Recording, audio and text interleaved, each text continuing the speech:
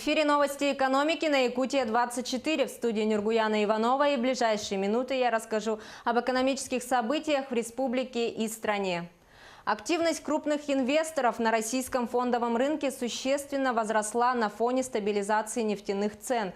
Особое внимание привлек сектор металлургии и горнодобывающих компаний. Среди таких компаний лидерами стали Мечел, Полюс Золото, Алроса.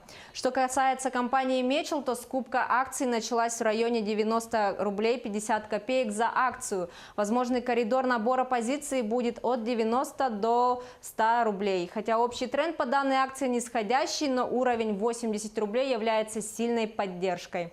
По акциям компании Алроса наблюдается восходящий тренд, и крупные участники рынка стараются заходить в акцию на каждой коррекции. В районе 98 рублей данную акцию можно покупать с хорошим потенциалом до 106 рублей.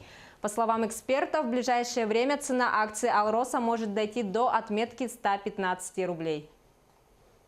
Международное рейтинговое агентство Fitch Ratings подтвердило рейтинги Республики Саха-Якутия в иностранной и национальной валюте со стабильным прогнозом. Стабильный прогноз по долгосрочным рейтингам означает, что в ближайшее время рейтинг будет сохранен на текущем уровне. В мае текущего года в Якутске состоялись рейтинговые встречи аналитиков Fitch Ratings с представителями Минфина, Минэкономики, Минимущества и Минпреда Республики, на которых были обсуждены вопросы социально-экономического развития Якутии, исполнение государственного бюджета за 2017 год, прогнозы исполнения бюджета на 2018 год и плановый период 2019 и 2020 годов, а также вопросы долговой политики и имущественных отношений. Подтверждение рейтингов отражает растущую, но по-прежнему низкую долговую нагрузку и хороший налоговый потенциал республики, обусловленный ориентированный на сырьевой сектор экономикой, а также ожидаемое восстановление операционных показателей региона на фоне более высоких налоговых поступлений.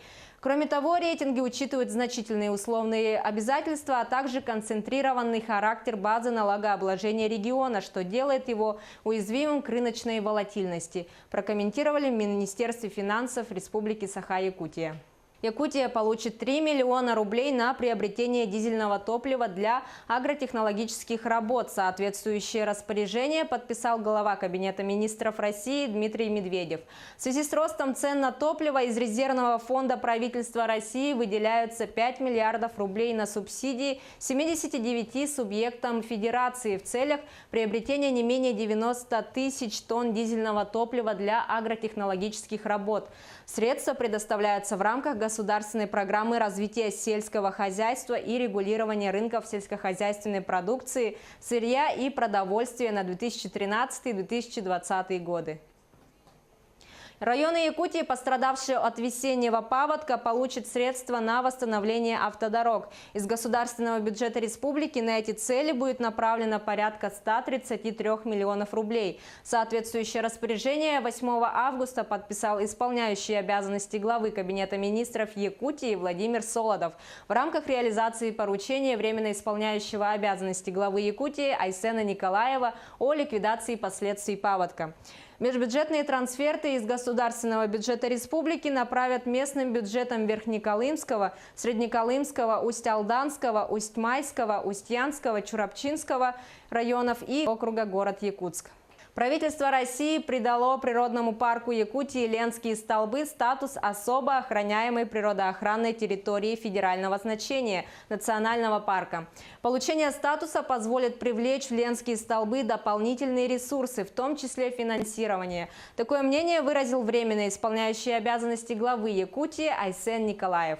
Мы очень рады случившемуся и уверены, что придание статуса национального парка на федеральном уровне позволит привлечь дополнительные ресурсы, в том числе финансовые, для сохранения и развития уникальной природы Якутии, визитной карточкой которой являются Ленские столбы. Якутия всегда была и остается одним из мировых центров первозданной природы, и наша задача сегодня – сохранить это богатство и подстегнуть интерес туристов со всего мира к нашей республике, прокомментировал Айсен Николаев. Высотные работы на фабрике Нюрбинского ГОКа в поселке Накын приостановили в связи с лесными пожарами. Об этом нашему телеканалу сообщили в пресс-службе акционерной компании «Алроса». На обогатительных фабриках номер 15 и номер 16 перерабатывается руда и пески Нюрбинского ГОКа. Проектная производительность фабрик составляет 500 000 тонн и 1 400 000 тонн руды соответственно. Сотовые операторы Вимпелком, бренд Билайн, Мегафон и МТС в ближайшее время отменят плату за входящие звонки во внутрисетевом роуминге.